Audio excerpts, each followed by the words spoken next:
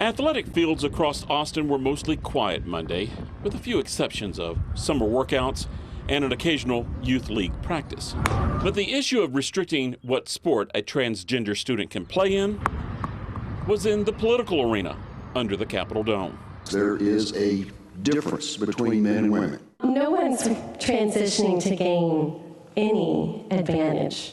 Members of the Senate Health and Human Services Committee spent the day listening to testimony about SB2 and SB32. This bill is not about girls' sports. It's about sanctioning discrimination against trans kids in order to get votes. We seem to be confusing affirmation versus biology and skill set. I'm asking you to leave us alone. Let us live our lives. She's nothing to be frightened of.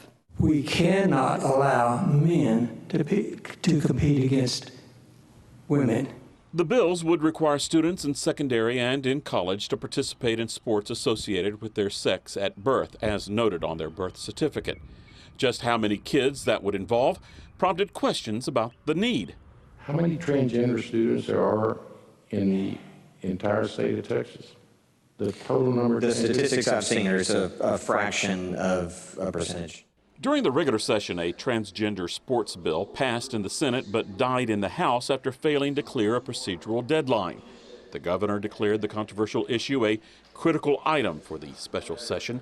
Conservative groups claim the legislation is needed to protect women's sports. When females are forced to compete with biological males, males have a physical advantage over them.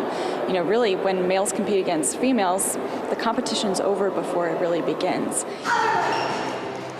Outside of the Senate chamber, advocates for transgender students held a brief demonstration to show support for those testifying on their behalf. Let trans youth be youth. Let them be with their peers, because we know that when a trans youth is supported by only one person, their rate of suicide drops by 50%.